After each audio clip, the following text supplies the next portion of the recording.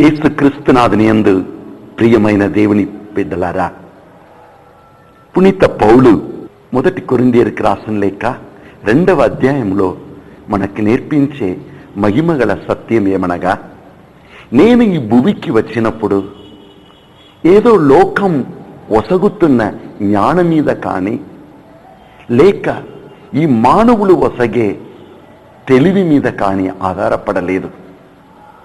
దేవుని చిత్తము ఏమిటో దానిని చేయుటకు నేను వచ్చి ఉన్నాననియో. 2వ వచనం, ఈ దేవుని చిత్తము సిలువలో మరణించిన ఆ యేసుని చూచుట వలన అది నాకు అర్థమవుతుంది. ఆ యేసుని మాత్రమే నేను బోధిస్తాననియో పౌలు చెప్పే ఈ విషయమును మనం ధ్యానించగలము. మొదటవది, పునీత పౌలు ఏం చెప్తున్నాడంటే, నేను ఈ లోకములో రకరకమైన మనుషులను చూస్తున్నానంటున్నారు. ఈ లోకములో మనం ఏదైనా ఒక స్థానమును పొందుకోవాలి, ఈ లోకములో ఒక కార్యమును మనం చేయాలి, ఈ లోకములో ఒక ఉన్నతమైన స్థితికి చేరుకోవాలి, నేను ఏదైనా చేయాలి అని ప్రతి నరుడు టెన్షన్గా ఈ లోకంలో జీవిస్తూ ఉంటున్నారు. కానీ పౌలు చెప్తున్నారు, జీవితము మనం ఏం చేయాలో దాని మీద కాదు. జీవితం అనేది మనల్ని ఎందుకు దేవుడు సృజించి ఈ లోకంలో ఉంచి ఉన్నారు, మనం ఎక్కడ ఉన్నామో అక్కడ దేవుడు మనకని ఒక ప్లాన్ని, ఒక ఉన్నతమైన ప్రణాళికను ఉంచి ఉన్నారు. ఆ ప్రణాళికను మనం తెలుసుకొని జీవిస్తున్నప్పుడే మన మనస్సునకు, ఆత్మకు సంతృప్తి, సమాధానం దొరకదని రహస్యమును నేర్పిస్తున్నాడు. హల్లెలూయా. మనము యోహాను సువిశేషం 4వ అధ్యాయం చూశామంటే, ఒక స్త్రీ, పాపి స్త్రీ, నిజమే 5 పురుషులతో జీవించి ఇప్పుడు 6వ వ్యక్తితో జీవించే స్త్రీ, సమారియా స్త్రీ, ఆమె బావికి నీళ్లు తీసుకొని పోవాలని వస్తుంది. ఆ బిడ్డను కలుసుకోవాలని యేసు వేచి ఉన్నాడు. పౌలు చెప్తున్నాడు కదా, ప్రతి నరుని జీవితంలో ఒక గొప్ప ప్రణాళికను దేవుడు ఏర్పరచి దాన్ని తెలియచేయుటకు ఆశపడుతున్నారని, ప్రతి నిమిషము మన జీవితంలో ప్రవేశించి ఎప్పుడు ఆ అవకాశం దొరుకుతుందని ఆయన వేచి ఉంటున్నాడు. చూడండి, యేసయ్య ఇప్పుడు శిష్యులు ఉన్నారు, వారందరినీ పంపివేస్తున్నాడు. నాకు ఆకలిగా ఉంది, మీరు భోజనం తీసుకొని రండి అని. అందరూ వెళ్ళిపోయారు. ఈ స్త్రీ వచ్చేటకు ముందు ఈ స్త్రీ కోసం యేసు తన్ను తాను తయారు చేస్తున్నాడు. చూడండి, హల్లెలూయా. మీకోసం, నా కోసం కూడా ఆయన తన్ను తాను తయారు చేస్తాడు. ఆయన దృష్టిలో మనం విలువైన వారిగా ఉన్నాం. ఆ లోక దృష్టిలో ఆమె ఒక పనికిరాని స్త్రీ. మామూలుగా ఆ పట్టణంలోని ప్రజలందరూ, స్త్రీలు ఉదయ కాలంలో నీళ్లు తీసుకొని వచ్చేవారు. కానీ ఈమె మాత్రం ఎందుకు మధ్యాహ్న వేళలో వచ్చింది? ఉదయ కాలంలో వచ్చినప్పుడు చాలా మంది ఆమెను చూచి నవ్వి ఉండవచ్చు, హేళనం చేసి ఉండవచ్చు. నువ్వు అబ్బాయిలను పాడు చేస్తున్నావు, ఎన్నో కుటుంబాలని నాశనం చేస్తున్నావు, నువ్వు ఎందుకు బ్రతకాలి, లేనిపోని మాటలు. కానీ దాన్ని భరించలేక ఆమె ఉదయ కాలంలో మిగిలిన స్త్రీలతో రావటం లేదు.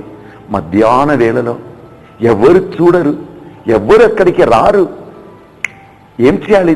శరీరం అనేది ఒకటి ఉంది, దాహం అనేది ఉన్నది, దాన్ని తీర్చుకోవాలని పరిగెత్తి వచ్చేసింది. కానీ ఆమెను కలుసుకోవటానికి, ఆమె జీవితంలో కూడా దేవునికి ఒక గొప్ప ప్రణాళిక ఉన్నది. ఈ మర్మమును, ఈ రహస్యమును నేర్పించుటకు యేసు తన్ను తాను తయారు చేస్తున్నాడు, తన శిష్యులను పంపివేస్తున్నాడు. ఇప్పుడు ఆయనే ఒంటరిగా ఉండి ఆమెతో మాట్లాడటకు సిద్ధమవుతున్నాడు. దేవుని ప్రియమైన బిడ్డలారా, మీ జీవితంలో కూడా దేవునికి ఒక గొప్ప ప్రణాళిక ఉన్నది.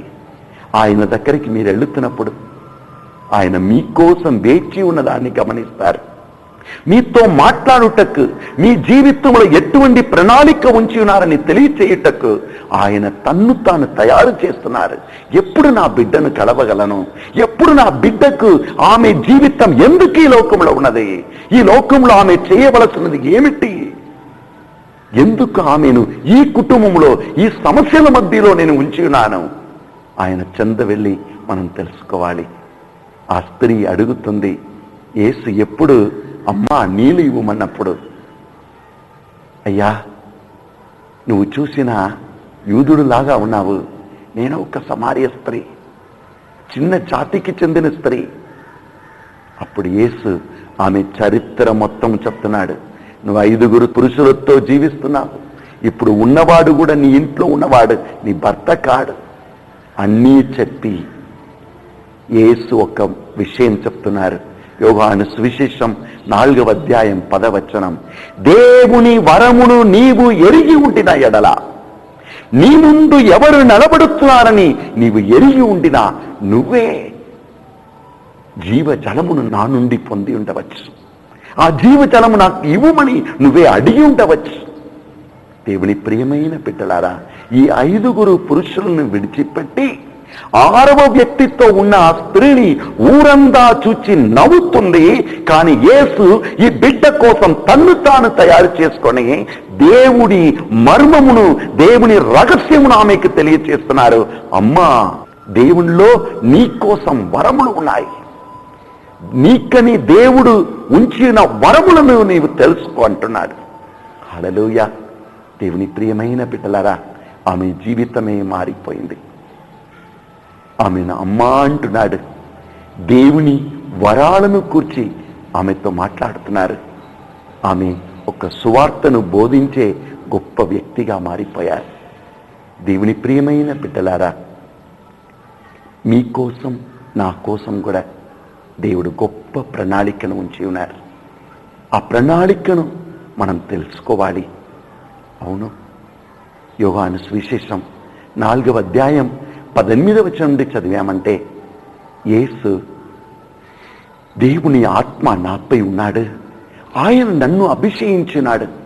ఎందుకు? దాని వెనుక ఒక ప్రణాళిక ఉన్నది. బంధింపబడిన వారికి విడుదల పొసగుటకు, గాయపడిన వారిని గుణపరచుటకు, జీవితంలో కృంగిపోయిన వారిని ఓదార్చి బలపరచుటకు అంటున్నారు. కానీ ఆ ప్రజలు యేసు బోధించే ఆ మర్మమును, ఆ రహస్యమును తెలుసుకోకుండా లోకపు మనుషులుగానే ఉండిపోతున్నారు. లోకపు మనుషులు పలుకుతున్న మాటలే మాట్లాడుతున్నారు.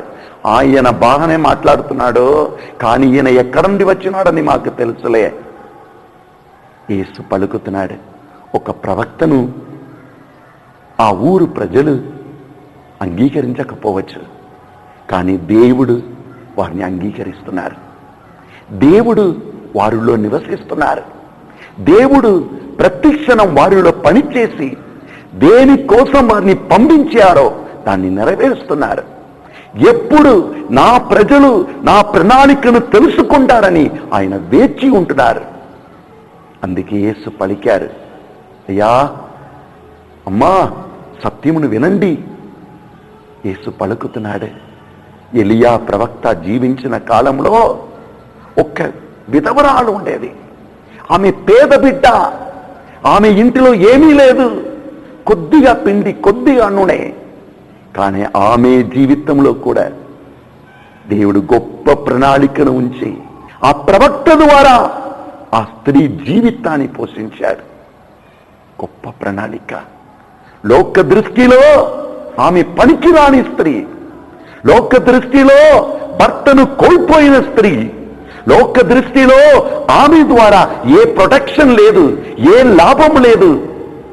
కానీ దేవుని దృష్టిలో ఆమె ద్వారా కూడా మహిమగల కార్యాలు జరుగుతాయి. దేవుని ప్రియమైన బిడ్డలారా, మీరు తలంచవచ్చు, నేను చదవలేదు, నేను ఏమీ చేయలేను, నా ఇంట్లో చాలా సమస్యలు, నా భర్త ఎలా ఉన్నాడు, త్రాగుబోతుగా ఉన్నాడు, నా భార్య మూర్ఖత్వంలో పనికిరాని మాటలు పలుకుతుంది, నేను ఏం చేయాలి? లేదండి, మీ ప్రతి ఒక్కరిలో ఆయనకు గొప్ప ప్రణాళిక ఉన్నది. మీ కన్నులను తెరచి చూడండి. మీరు ఎక్కడ ఉన్నారో అక్కడ దేవుడు మిమ్మల్ని ఎందుకు ఉంచి ఉన్నారంటే ఒక గొప్ప ప్రణాళిక మీ ద్వారా నెరవేరి తీరాలని. అవును, దేవుని ప్రియమైన బిడ్డలారా, ఎలీషా దగ్గరికి ఎవరిని దేవుడు పంపించారు? కుష్ఠరోగానికి బలి అయిన ఒక వ్యక్తిని పంపించారు. ఆ సిరియా దేశం నుండి ఒక కుష్ఠరోగి వచ్చాడు. ఆ కుష్ఠరోగిని ఎలీషా గుణపరిచాడు. విడుదల పొందుకున్న ఆ కుష్ఠరోగి ఇప్పుడు యేసు క్రీస్తుని అనగా దేవుని కూర్చిన సందేశమును తన దేశానికి తీసుకొని పోయారు. ఒక దేశం దేవుని బిడ్డల్ని ద్వారా దేవుని తెలుసుకునే దేశంగా మారుతుంది. దేవుని ప్రియమైన బిడ్డలారా, ఆ మంత్రి ఎప్పుడూ ఆలోచించేవాడు కాదు నాకు కుష్ఠరోగం వచ్చేసిందని. కానీ ఆ కుష్ఠరోగం ద్వారానే ఉన్నతమైన సజీవుడైన దేవుని తెలుసుకునే భాగ్యం ఆయనకు దొరికింది. అందుకే పౌలు చెప్తున్నాడు, మన జీవితంలో జరుగుతున్న కార్యములు దేవుని ప్రణాళికను కొన్నిసార్లు మనం అర్థం చేసుకోలేము. అప్పుడు ఏం చేయాలి? ఆ సిలువను మనం చూడాలి. సిలువలో ఏమవుతుంది? సిలువలో యేసు తన్ను తాను బలిగా అర్పిస్తున్నాడు. హెబ్రీయులకు రాసిన లేఖ 10వ అధ్యాయం 5వ వచనంలో చదువుతున్నాము. యేసు పలుకుతున్నాడు, తండ్రి నీవు నాకొక్క దేహం ఇచ్చావు. ఎందుకో? సర్వాన్ని సృజించిన దేవునికి ఒక దేహం. ఎందుకో? ఇదిగో ఈ దేహంలోని రక్తాన్ని ఈ లోక రక్షణ కోసం నేను చిందాలి. ఈ లోకంలోని ప్రజల్ని గాయాలను గుణపరచ ఈ దేహం గాయాలను అనుభవించాలి. ఈ లోకంలోని ప్రజల్ని శాపాలను తీసివేయటకు ఈ దేహములో తల మీద ముళ్ళ కిరీటమును స్వీకరించుకోవాలి. దేవుని ప్రియమైన బిడ్డ, మీ జీవితంలో కూడా చెప్పలేని బాధలను వేదన అనుభవిస్తున్నావా? దేవుని గొప్ప ప్రణాళిక ఒకటి ఉన్నది. ఆ ప్రణాళికను తెలుసుకోవటానికి ఆ సిలువను మీరు చూడాలి. చాలాసార్లు మనం ఏం తలంస్తున్నాము? సిలువలో వేలాడుతున్న యేసయ్యను చూస్తున్నప్పుడు అయ్యో నా యేసు నా కోసం ఇంత వేదన పట్టాడే, ఇంత కష్టములు అనుభవించాడనే మాత్రమే తలంచున్నాం. లేదండి, సిలువ అనేది శ్రమలను వేదనను చూపించేది మాత్రం కాదు, మెయిన్గా దేవుని చిత్తాన్ని చూపించే కార్యం అది. అందుకే యేసు చెప్పాడు, తండ్రి నీవు నాకొక్క దేహమును ఇచ్చావు, ఇదిగో నీ చిత్తమును నెరవేర్చుటకు నేను వచ్చి ఉన్నాను. హల్లెలూయా. చాలాసార్లు మన జీవితంలోని సమస్యలను చూసి లోకపు మనుషులుగా ఉండిపోతున్నామే, కానీ దేవుని చిత్తం మనలో ఎలా నెరవేరుస్తుందని మనం చూడలేకపోతున్నాము. మన జీవితంలో ఉన్న శ్రమలు కష్టాలు కాదండి, ప్రతి నిమిషము మనల్ని దేవుడు నడిపిస్తూ ఉంటున్నాడు. కొన్నిసార్లు లోకానికి చెందిన దాన్ని పట్టుకుంటూ దేవుడు మనలో చేస్తున్న దాన్ని మర్చిపోతున్నాం. నాకు తెలిసిన ఒక తల్లిగారు ఉన్నారు. ఆ తల్లిగారు నీ భర్త బాగలేనప్పుడు ఒక బ్రదర్ని సహాయం చేయుటకు నేను పంపించాను. ఆ తల్లిగారు ఆ బ్రదర్తో చాలా క్లోజ్ అయిపోయారు. ఆ బ్రదర్ని బాగా ఒక కొడుకులాగా చూసుకున్నారు. ఎందుకంటే ఆ బ్రదర్ అంతా ప్రేమతో చూసుకున్నాడు. కానీ కొన్ని విషయంలో ఆ బ్రదర్ బయటకు వెళ్ళవలసిన స్థితి జరిగింది. కానీ ఆ తల్లి దాన్ని భరించలేకపోయింది. ఆ కొడుకు కోసం ఎప్పుడూ ఏడుస్తూ ఉన్నది. జీవితంలో టెన్షన్గా అయిపోయింది. దేవుని ప్రియమైన బిడ్డలారా, లోకానికి చెందిన దాన్ని పట్టుకున్నప్పుడు దేవుని చిత్తం మీకు కనపడదు. దేవుడు మీలో చేయు కార్యములు కనపడదు. లేనిపోని టెన్షన్కు మీరు బలి అయిపోతారు. ఎప్పుడు ఆ తల్లి ఇది దేవుని చిత్తం కాదని వదిలిపెట్టిందో అప్పుడు సమాధానం కలిగింది. కొన్నిసార్లు లోకానికి చెందిన దాన్ని పట్టుకుంటూ దేవుని చిత్తాన్ని చూడలేకపోతున్నారు. ఇంకా కొందరు లోకానికి చెందని దాన్ని పట్టుకుంటూ లోకంలో దేవుడు ఏం చేయాలని కోరుతున్నారో దాన్ని చేయకుండా వారు పడిపోతారు. దేవుని ప్రియమైన బిడ్డలారా, ఈరోజు ప్రభు మిమ్ములను కూడా పిలుస్తున్నారు. దేనిని మీరు పట్టుకొని దేవుని చిత్తాన్ని తెలుసుకోలేకపోతున్నారు.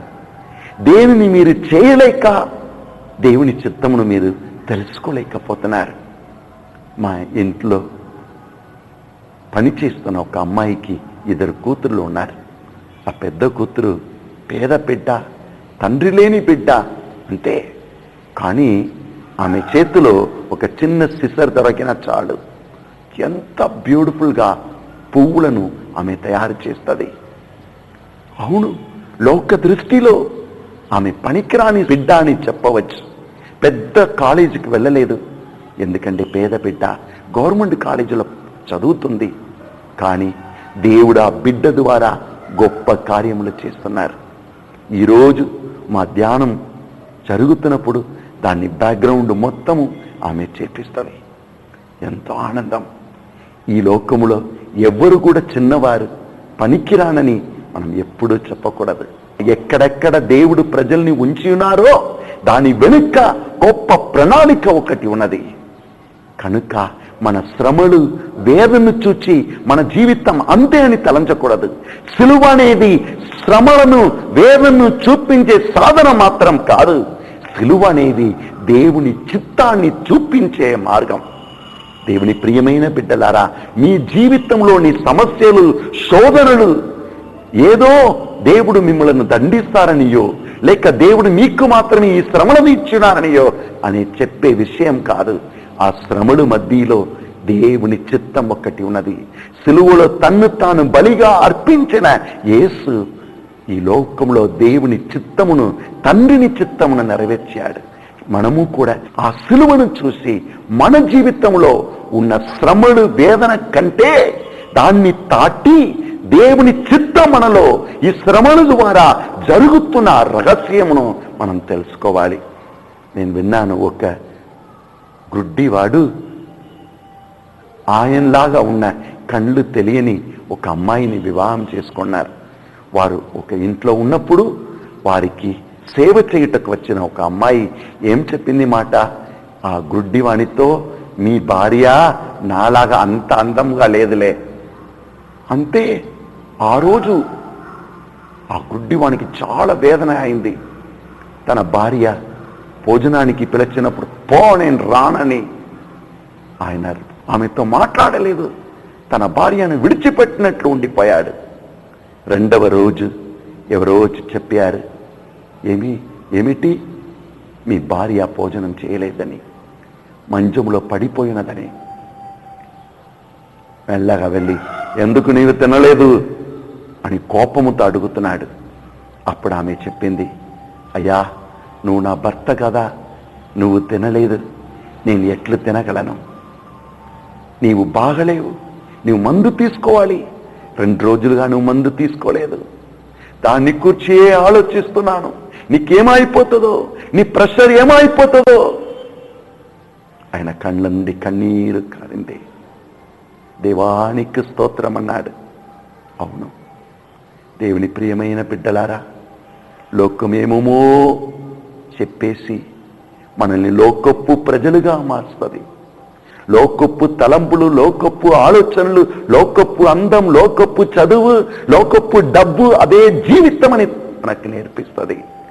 లేదండి, ఇవి అన్నిటి వెనుక మనం ఎక్కడ ఉన్నామో, ఏ పని చేస్తున్నామో దాన్ని వెనుక దేవుని గొప్ప ప్రణాళిక ఒకటి ఉన్నది.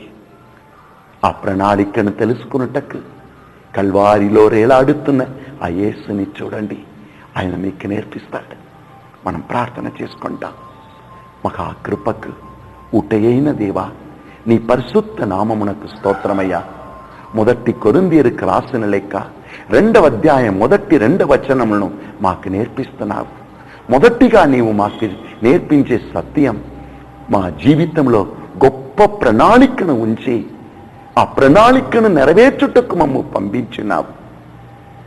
మా జీవితంలో మేము ఎల్లప్పుడూ నీ చిత్తమును తెలుసుకొని జీవింప కృప దయచేయము. యెరెమయా గ్రంథం 29వ అధ్యాయం 11వ వచనములు అన్నావే, నీకని నేను ఉంచిన ప్రణాళిక చాలా గొప్పది. నీ మంచికే కానీ నీ జీవితంలోని కీడులకు ఈ గొప్ప ప్రణాళికను నేను ఏర్పరచలేదు. స్వామి, మేము మా జీవిత పయనంలో ఉన్న శ్రమలు, వేదన, కష్టాల్లో చిక్కుకొని నీవు మాకని ఉంచిన ఆ ప్రణాళికను కోల్పోతున్నాం.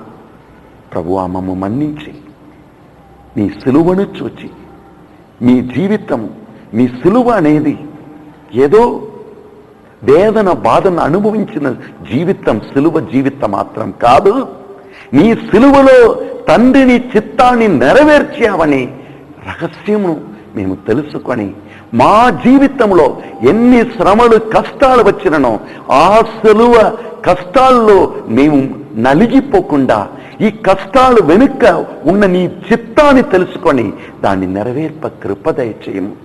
యేసు, ఆ సిలువలో నీ రక్తాన్ని చిందావు మానవుల్ని పాపాల్ని మన్నించుటకు.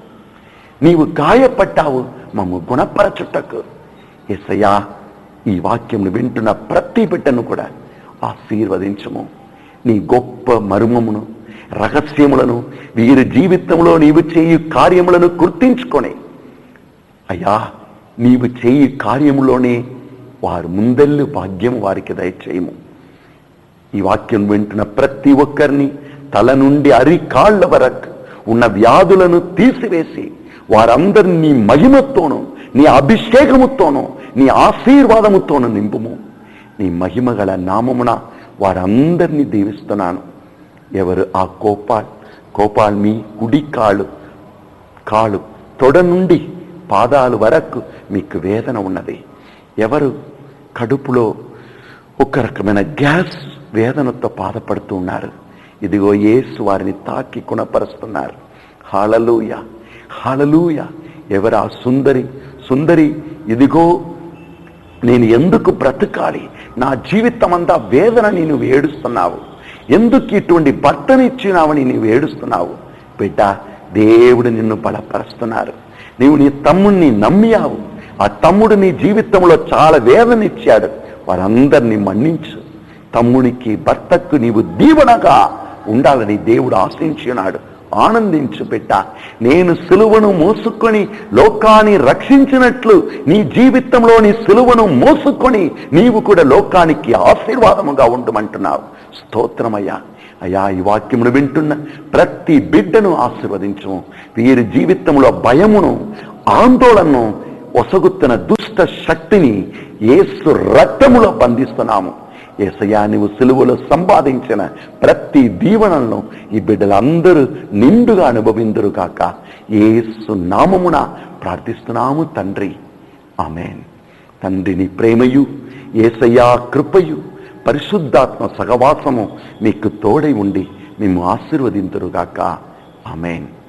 Praise the lord.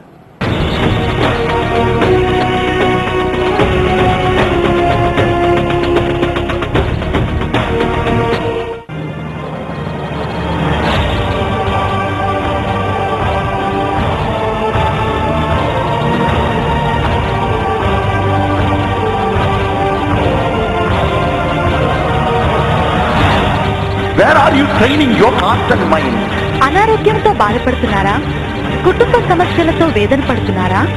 ఆర్థిక ఇబ్బందులతో సతమతమవుతున్నారా? మీ జీవితంలో ఎన్నో శ్రమలను అనుభవిస్తున్నారా? దురాత్మ చేతబడి శక్తులతో పీడింపబడుతున్నారా? ఆధ్యాత్మికంగా ఎదగాలని, పరిశుద్ధాత్మతో నింపబడాలని ఆశపడుతున్నారా? అయితే రండి, మన పరిశుద్ధాత్మ కేంద్రం నందు ప్రతి ఆదివారం ఉదయం 9 గంటల నుండి సాయంత్రం 4 గంటల వరకు జరిగే స్వస్థత ప్రార్థనలో పాల్గొని దేవుని నిండైన దీవెనలు పొందండి. నేను నీకు బలమై ఉన్నాను బిడ్డ.